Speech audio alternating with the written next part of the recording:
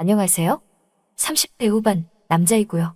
요 근래에 너무 당혹스러운 일이 있었는데 이게 큰일이 될지도 모를 것 같아서요. 누구한테 말도 못하겠고 일단 글 올리게 되었습니다. 저에게는 5살 어린 아내가 있고 3년 전 결혼을 하게 되었어요. 처음에는 둘 다 건강하고 아이에 대한 큰 욕심도 없었기에 알아서 생기겠지 하면서 때를 기다렸는데 시간이 지나도 임신이 잘 안 되더라고요. 조금 긴박해진 저희 부부는 날짜를 지정해서 매번 아이를 가지려고 숙제를 하고는 했어요.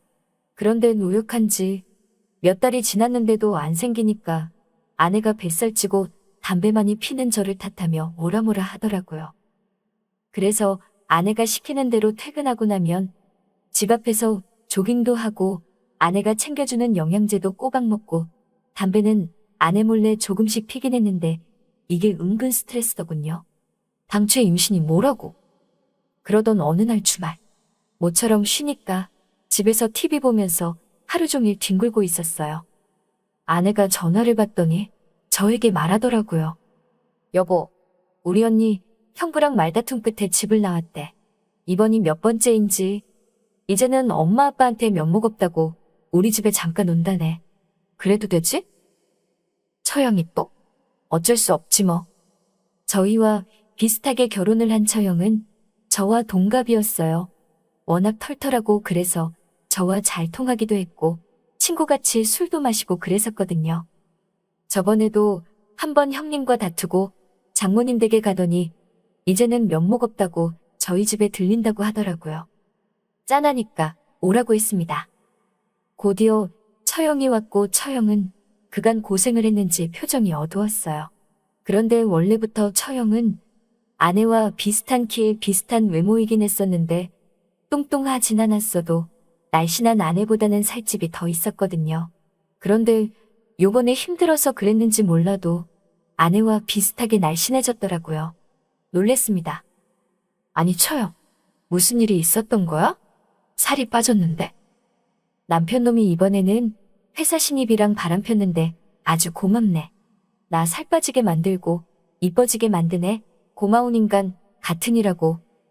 처형, 그래, 그렇게라도 웃는 거 보니 좋네. 처형 기분이 별로이고 술이 한 잔 필요할 것 같아서 아내는 오늘은 술 마셔도 된다고 허락을 하더라고요. 기분이 좋았습니다. 그래서 처형 위로도 해줄 겸 셋이서 형님 뒷담화 삼매경에 빠지고 재밌는 수다에 대낮인데도 알코올에 취해서 기분이 조금씩 업되더라고요. 한참을 즐겁게 마시고 있는데 아내에게 장모님의 전화가 들려왔고 김치를 가져가시라고 오라고 하시더라고요. 그래서 제가 간다고 했는데 제가 취했는지 눈도 풀리고 혀도 꼬아지니까 아내가 버럭 소리를 지르면서 장모님이 임신 준비 중인데 제가 술 취하고 있는 거 아시면 안 된다면서 술 안 마신 자신이 다녀온다고 하더라고요. 그렇게 말한 후 아내는 20분 거리에 장모님 댁에 간다고 나갔습니다. 술 안 마시고 있는 아내가 나가더니 술꾼인 저와 처형의 목소리는 점점 커져갔고 막판에는 처형이 기분이 많이 업됐는지 TV에서 걸그룹 노래가 나오자 따라서 춤을 추는 겁니다. 처음에는 처형의 어설픈 동작들을 보며 막 웃었는데 술 취한 와중에도 웨이브하며 은근히 도발적인 댄스도 포인트 맞춰 제법 따라하더군요. 와 처형, 걸그룹 데뷔해도 되겠는걸? 아니 형님은 왜 이렇게 매력적인 처형을 두고 바람이 났대? 제부, 내 남편이 온갖 여자들을 밝혀대서 그렇지 내가 살도 빠지고 이제 마음만 먹으면 아무 남자나 다 꼬실 수 있거든? 에이, 그건 아닌 것 같은데? 뭐가 아니야. 당장에 제부도 나보면 넘어갈걸? 처음에는 제가 농담을 하며 말한 거였었는데 형님 일도 그렇고 처형이 예민해졌나 봅니다. 자존심이 상했는지 저에게 갑자기 성큼성큼 오더니 두 손으로 제 어깨를 걸치는 겁니다. 몸이 점점 가까워지니까 저도 모르게 반응이 왔는데 그때 처형이 눈치챘는지 푹 하면서 장난이야 장난 이러더라고요. 예전에는 친구 같은 처형으로 절대 여자로 보이지 않았었는데 왠지 그날은 다르게 느껴졌어요. 여자같이 느껴진 거죠. 제가 너무 당황을 하자 처형은 오늘 술판은 끝내야겠다며 이따가 아내가 오면 깨워달라며 졸리다고 방에서 쉰다고 하더라고요. 그렇게 저도 술을 다 마시고 나서 그런지 너무 졸렸습니다. 거실에서 테이블에 기대어 잠이 들었는지 누워 있었는데 문제는 제가 오랜만에 술을 마셔서 그랬는지 술이 엄청 취한 것 같더라고요. 잠깐 잠에서 깬 저는 너무 졸려서 처형이 있는 안방으로 가게 되었습니다. 당연히 처형이 누워 있었는데 술 취한 저는 방금 전 처형이 방에 들어간 걸 깜빡하고 그리고 순간적으로 처형이 살이 빠진지도 모르고 제 아내와 비슷한 뒤태에 처형을 보고 아내인 줄 알고 뒤로 가서 꽈아가 났습니다. 아이고 품에 쏙 들어오는 내 자기. 술 마시니까 더욱 생각나네. 어때? 자기도 좋지? 처형은 아무 말 안 하고 가만히 있더라고요. 저는 술이 취했고 졸린 상태였는데도 그때 아내인 줄 안 처형의 뒷모습을 보고 기운이 막 나더라고요. 그래서 급하게 이불을 걷어올리고 있는 힘껏 안아주고 뽀뽀해주고 사랑을 나눴습니다. 아내의 슬금슬금 내는 소리가 그날따라 왜 그리 좋았는지 저는 더욱 강렬하게 사랑을 나눴던 것 같아요. 그런데 잠시 후 눈을 뜨니 아내로 착각한 처형은 없었고 밖에서 두 여자의 목소리가 들리더라고요. 언니, 우리 남편 엄청 마시더니 벌써 잠든 거야? 그러게, 제부가 나보다 술이 약한 줄은 몰랐네. 이거 치워주고 나는 저 방 가서 쉬어야겠다. 그 말을 듣고 제가 실수를 했구나 싶었습니다. 처형이 집안 불화 때문에 며칠 더 있을 것 같은데 앞으로 어떻게 처형 얼굴을 봐야 하나 싶었어요. 잠시 후 거실에 나왔는데 처형은 평소 때와 같이 저를 대하더라고요. 그래서 처형도 술김에 아까의 상황을 잊었었나 하는 생각이 들더라고요. 처형의 태도에 안심을 하게 됐고 그래서 그 일은 가볍게 잊혀지는 듯 했습니다. 다음날 저는 출근을 하게 되었고 아내도 친구를 만난다며 오늘 저녁을 직접 해먹으라고 하더라고요. 알겠다 하고 퇴근 후 집에 왔습니다. 집안에는 처형만 있었어요. 처형은 집에 아이를 보고 집안이라고 다시 왔다고 하더라고요. 아직 형님 얼굴 보기는 싫다며 저희 집에 며칠 더 있겠다고 했습니다. 처형과 둘이 저녁을 먹다가 처형이 술 한잔 하고 싶다고 했고 저는 아내가 늦게 온다고 한 날이어서 가볍게 술 한잔 하자며 술을 사왔습니다. 그런데 마트에 간 사이에 처형이 아내 옷을 입은 거예요. 집사람 옷이 편하고 예쁘다면서 면원피스를 입었는데 언뜻 보기에 정말 아내와 비슷해 보였습니다.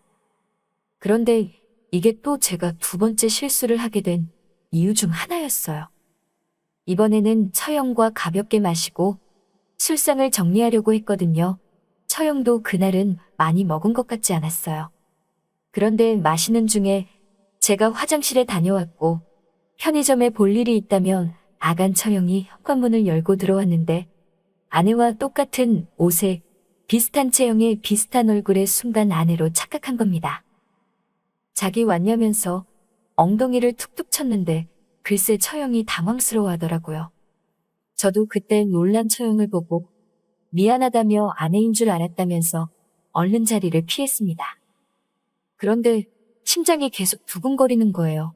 처형이 내 행동이 싫었으면 뭐라고 했을 텐데 가만히 있던 처형 생각이 나서 거실에 있을 처형을 두리번 쳐다보았습니다. 둘만 있는 상황에서 그렇게 미묘한 기운이 오랫동안 흘렀습니다. 잠시 후 안방에 있는데 누군가 문을 두들겼어요. 처형이었어요. 처형은 요새 불면증이 심해졌다면서 자기 혼자 술을 조금 더 마실 테니 쉬고 있으라고 하더라고요. 그런데 혼자 마시게 하는 건 마음에 걸려서 같이 얘기 나눠준다 했어요. 그런데 그날따라 처형이 급하게 마시더라고요. 금방 취한 처형은 정신을 잃은 듯 테이블에 주저앉았고 저는 그런 처형을 안방에 데려다 주었습니다. 쭉 뻗은 자세로 깊은 숨을 몰아쉬고 있는 처형을 쳐다보는데 편한 원피스를 입어서 그런지 눈을 어디다 둬야 할지 몰랐습니다. 순간 저도 모르게 생각하면 안 될 상상을 막 하게 되더라고요. 내려다 놓고 방을 나서려는데 처형이 제 손을 잡았습니다. 그러면서 혀꼬인 말투로 가지 말고 자기 곁에 있어 달라고 하더라고요. 그리고선 저를 자기 쪽으로 당기면서 처형과 뽀뽀를 하게 되었어요. 눈 감고 있는 처형이 저를 막 끌어왔는데 저는 처형이 술이 취해 저인 줄 몰랐다고 생각했어요. 아니, 술 취한 여자가 힘이 왜 그리 센지 저도 어찌할 바를 모르겠더라고요. 근데 너무나 좋았어요. 이미 처형과 흐릿한 기억이었지만 경험이 있었던 터라 내심 저도 모르게 처형을 원하는 것 같았어요. 그렇게 두 번째도 뜨거운 사랑을 나눴어요. 끝나고 나서 저는 아차 싶어서 얼른 거실로 나갔어요. 곧이어 잠에서 깬 처형이 화장실로 갔고 물을 마시고 다시 들어가더라고요. 정말 헷갈렸습니다. 남편과의 사이가 소원해져서 저를 외간 남자로 착각한 것인지 아니면 저인 줄 알면서도 일부러 그러는지 알 수가 없었어요. 그렇게 처형이 저희 집에 왔다 갔다 했던 5일 동안 매번 술을 마시게 됐었고 아내는 술 냄새 맡는 걸 별로 안 좋아해서 저녁에 친정에 가거나 친구네 간다고 하더라고요. 그렇게 처형과 총 5번의 사랑을 나누게 되었어요. 세 번째부터는 저도 그냥 모른 척하고 즐겼던 것 같아요. 5번의 사랑을 나눈 후 처형은 형님이 정신 차린 것 같다며 다시 잘 지내본다며 아이 집에 간다고 하더라고요. 그런데 왜 그리 아쉬운지. 솔직히 그 다음 날쯤 처형과 터놓고 얘기해보려 했거든요. 나를 좋아하는지 말이에요. 저도 처음에는 몰랐다고 해도 그 다음부터는 잘못된 건 줄 인지를 한 상황에서 저지른 일이라 아내에게 정말 면목이 없어요. 제 아내에 대한 불만이 처형에게 어긋난 행동으로 표출된 건지 뭔지 모르겠어요. 그런데 얼마 뒤 처형이 둘째 아이를 임신했다고 하더라고요. 임신 초기라고 하는데 어째 날짜가 형님과 사이가 나빴었고 저와 며칠 지냈던 그 시기인 것 같은 거 있죠? 아내는 본인은 계속 실패하는데 언니는 남편과 사이도 별로인데 2번이나 임신했다며 부러워하더라고요. 설마 아내 임신도 못 시키는 저인데 처형에게 임신을 시킨 게 저는 아니겠죠? 저는 지금 제발 형님의 아이이길 바라고 있어요. 혹시라도 저와 닮은 아이가 나오면 저는 뭐라고 말해야 되죠? 지금이라도 처형과 그 며칠 있었던 일들에 대해 상의를 해봐야 하는 것인지 아니면 지금처럼 모르쇠해야 되는 것인지 정말 난감한 상황이네요. 첫 번째 우연히 자던 날, 그 다음부터는 처형을 피했어야 했나 하고 정말 후회 중입니다. 안녕하세요. 썰스타그램입니다. 오늘의 사연 시작해 볼게요. 그동안 참 사는 게 힘들고 더럽다고 생각하며 살아온 여자였습니다. 남편과 결혼해서 행복했던 적이 있었나 싶어요. 남편과 사이가 안 좋아서냐고요? 아니요.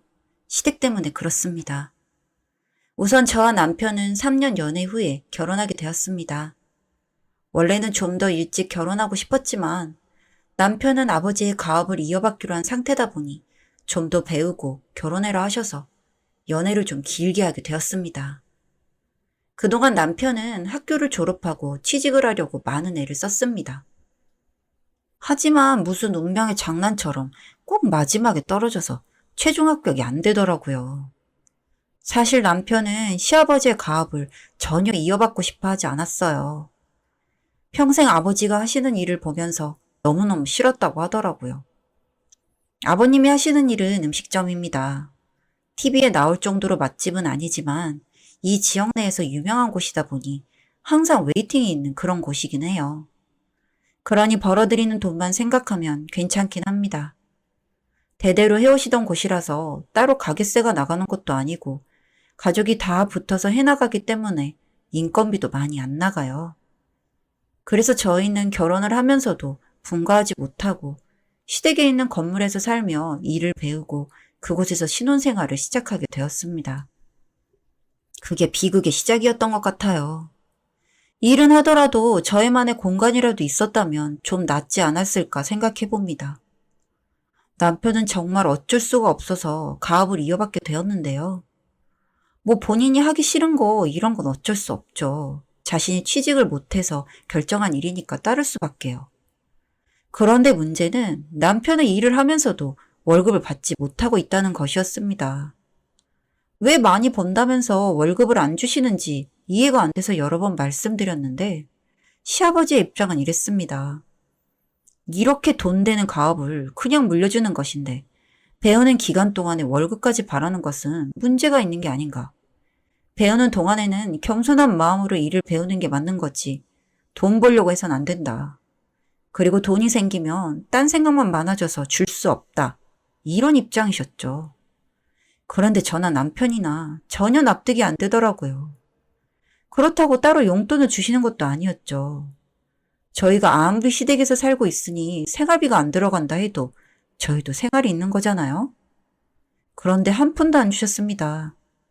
그리고 시댁이 그 식당 하는 건물 꼭대기층을 이용하고 있다 보니 정말 1년 365일을 일에만 매달려서 살고 있었어요. 정말 단 하루의 시간도 주어지지 않았습니다.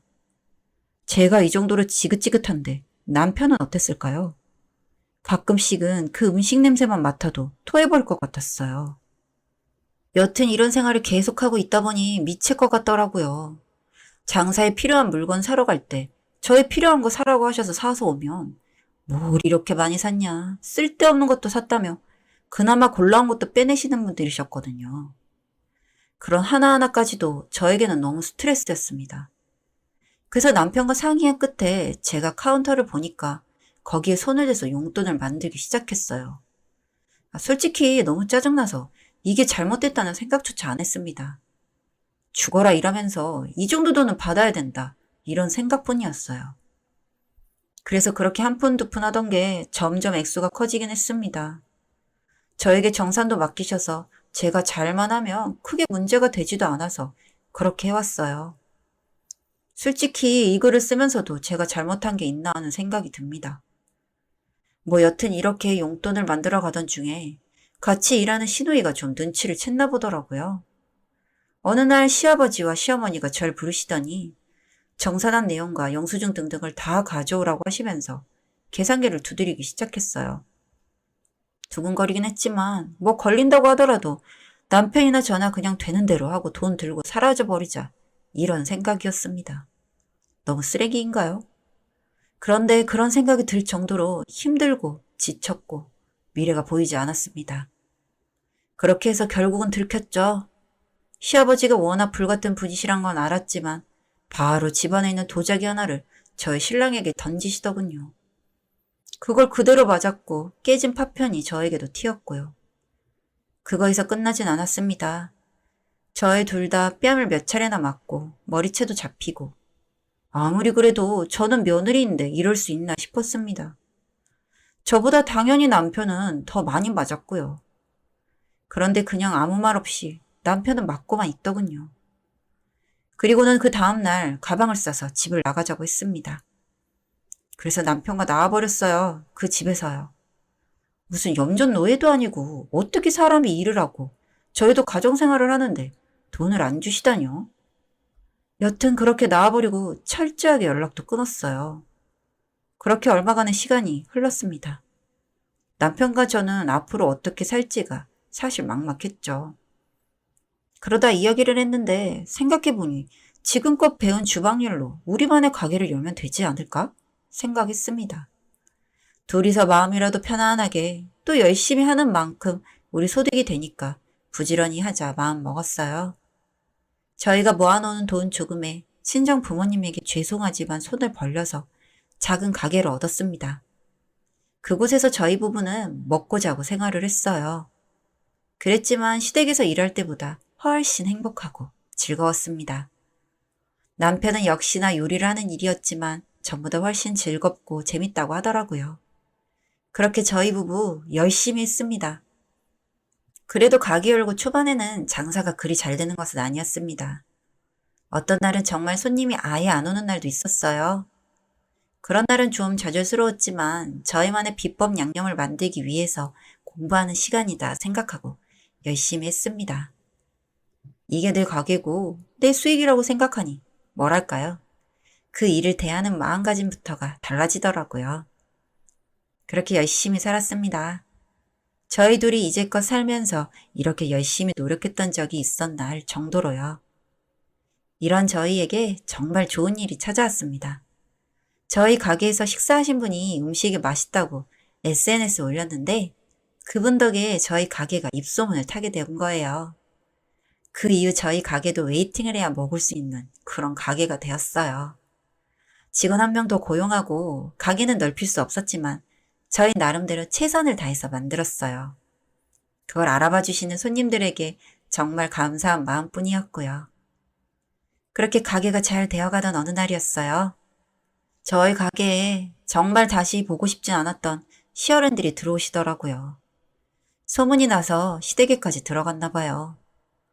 들어오시자마자 이런 구멍가게 하려고 집 나갔냐면서 어서 돌아오라고 하시더라고요. 구멍가게처럼 작은 가게는 맞지만 기분은 참 안 좋더라고요. 남편이 시아버지께 말씀드렸습니다. 거기 돌아갈 생각 전혀 없다고요. 염전 노예도 아니고 월급 한 푼 받는 거 없이 일하는 것도 싫고 그런 가업이라면 받고 싶지 않다고요. 조금 적게 벌더라도 내 가게 운영하면서 와이프와 살 테니 찾아오지 마시라고요. 그랬더니 시아버지가 역정을 내시면서 아주 더러운 보고 발로 차고 호강에 겨웠다며 버르장머리 없는 놈이라 하시며 나가셨습니다. 그런데 시어머니는 안 나가시고 저보고 앉으라고 하시더니 이야기를 하시더라고요. 저희 나가고 혼자 하시기가 벅차서 주방장을 고용했는데 그 주방장이 얼추 일도 알아가고 하니까 레시피만 익히고 튀었다고요. 그러시면서 그동안 마음고생 꽤나 하셨다고 하더라고요. 주방장 구하기 전까지는 힘들게 일하시다가 주방장은 구했는데 레시피만 알아내고 도망가고 거기에 어느 맘카페에 후기글이 안 좋게 올라가서 손님도 줄고 그 후기글 올린 사람에게 글 내려달라고 했다가 시아버지가 화를 참지 못하고 난리가 나서 더욱 악화가 됐다고요. 그러다가 저희 소식을 동네분이 알려주셔서 알게 되었고 그렇게 잘하고 있다는 소식에 내심 시아버지도 기뻐하셨다고 합니다. 마음은 그렇지 않으시고 본인이 아쉬우시면서 그냥 그놈의 자존심 때문에 그러신 거라고 하셨어요. 이 이야기까지 들었지만 솔직히 다시 들어갈 자신은 없었습니다. 둘이 이야기해보고 연락드리겠다고 했어요. 남편과 이야기를 했습니다. 어떻게 할지요. 가업을 이어가야 한다면 지금 들어가는 게 맞지만 그전처럼 생활은 할 수 없다. 조건을 확실히 하고 그 조건이 받아들여지면 들어가는 걸로 하고 현재 가게도 너무 아쉬웠기 때문에 저희 친정 언니에게 맡아서 할 수 있게 하자고 했습니다. 어차피 저희 친정돈도 꽤 들어간 가게였으니까요. 그렇게 결정을 하고 며칠 뒤 시댁으로 갔습니다. 시아버지는 지금도 화가 나신 듯 표정이 안 좋으셨어요. 저희는 두 분께 저희 조건을 말씀드렸습니다. 첫 번째로 가게 근처라도 좋으니 분가. 두 번째로 매달 일한 만큼의 월급. 세 번째로 한 달에 이틀의 휴가. 이렇게요. 어느 정도 시부모님도 각오하고 계셨던 건지 알겠다고 하시더라고요. 그렇게 저희 부부는 염전 노예 같던 생활에서 벗어나게 되었습니다. 그 이후 바쁜 가게 일 때문에 하루하루 지치기도 하지만 그래도 월급도 받고 저희만의 보금자리도 생겨서 서로 의지하며 잘 이겨나가고 있어요. 돈이 되는 가업 이어받는 거 좋죠. 감사하죠. 하지만 그걸 빌미로 월급 한 푼 못 받고 시댁에 매여 사는 건 정말 힘들었습니다. 다른 동네 분들은 저희 부부를 보고 부모 배신한 것들이라며 욕하는 분들도 계시더라고요.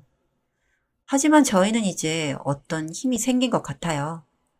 혹시 이 가업이 잘못되거나 물려받지 못하는 일이 생긴다 하더라도 저희가 노력하면 또 어떻게든 살아갈 수 있다는 믿음 같은 게 생겼거든요.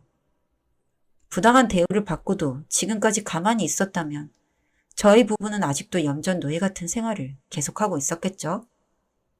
혹시라도 지금 부당한 대우로 힘들어하는 분들이 계시다면 상황을 바꾸기 위한 노력을 꼭 해보세요. 그게 먹히든 안 먹히든 속병이라도 없어집니다. 그 몇 년간 우라가 치밀어 올랐는데 그것에서라도 벗어나니 살 것 같네요.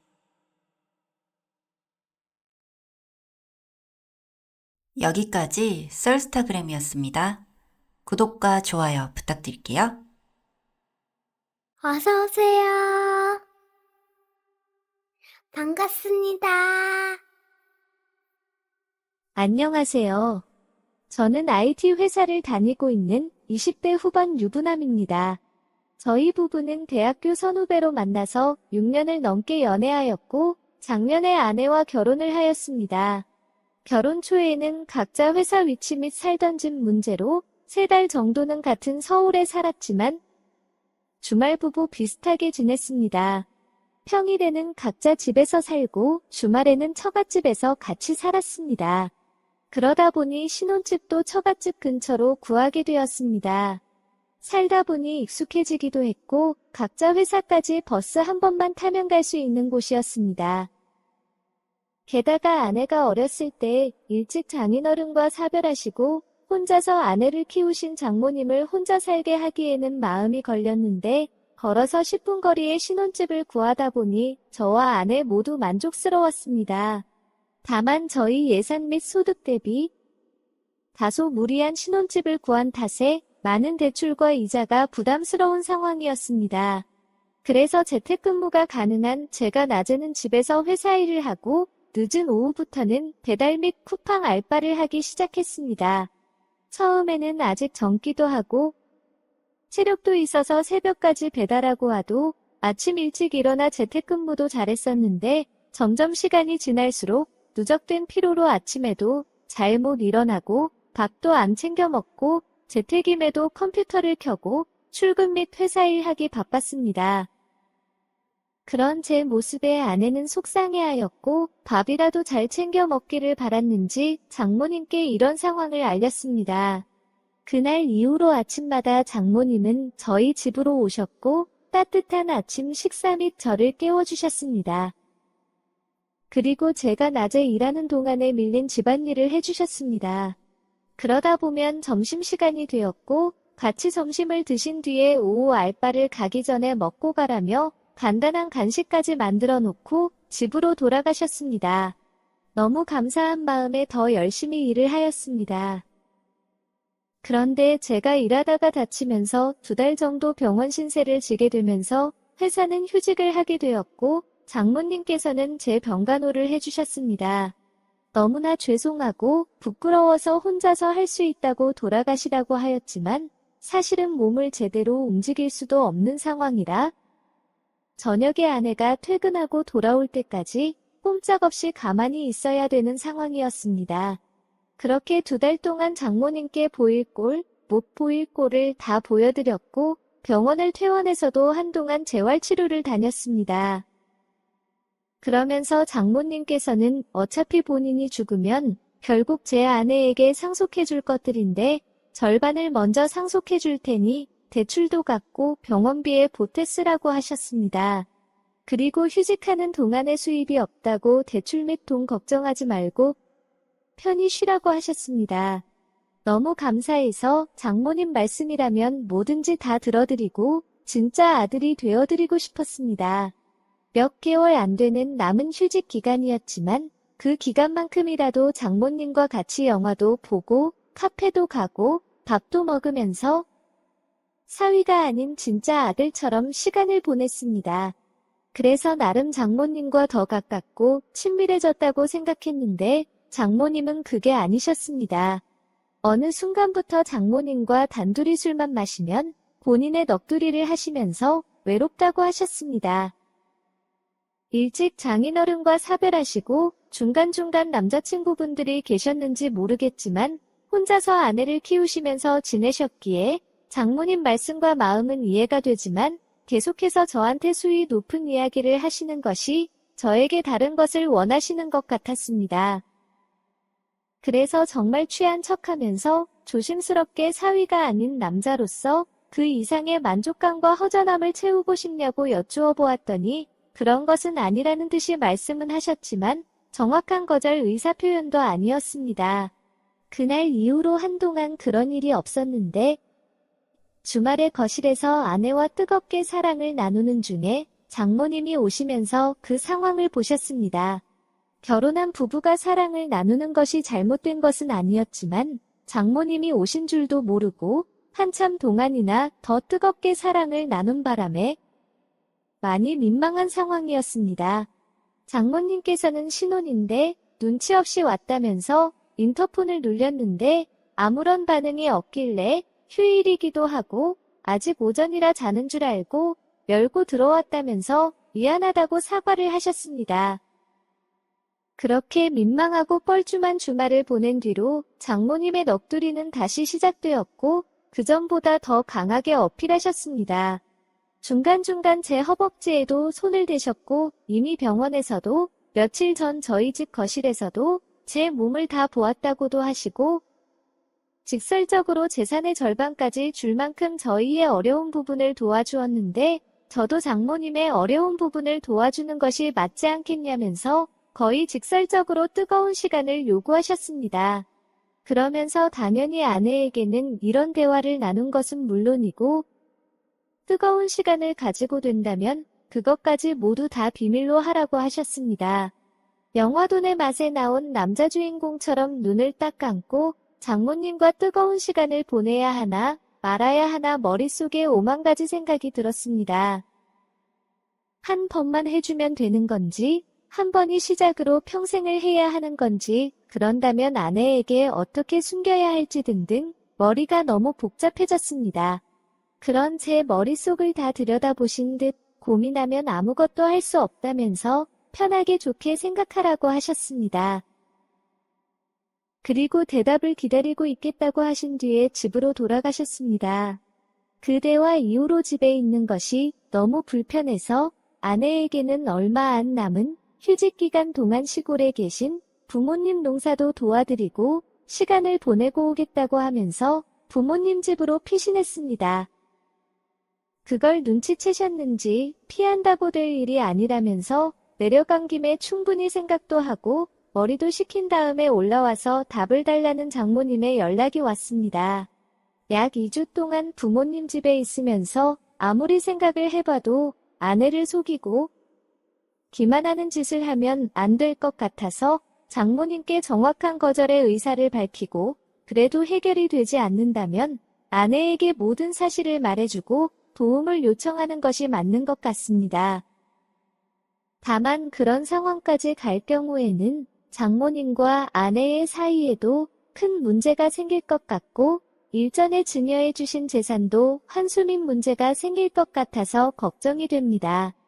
혹시 몰라서 일단 부모님께는 여유자금이 있으시면 2억 정도만 빌려주실 수 있냐고 여쭈어 보았고 신혼집 대출 이자가 부담이 돼서 그런다고 솔직하게 말씀을 드렸습니다.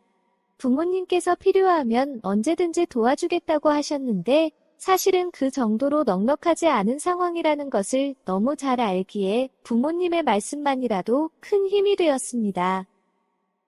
더 이상 고민해보아도 더 좋은 방법은 나오지 않을 것 같아서 조만간 장모님께 정확한 제 거절 의사를 보내고 추후 진행되는 상황을 지켜봐야 될 것 같습니다. 혹시라도 좋은 방법이 있다면 많은 댓글 부탁드립니다.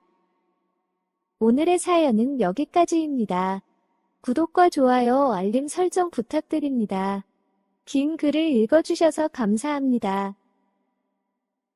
구독과 좋아요 꾹꾹 눌러주세요. 꾹꾹.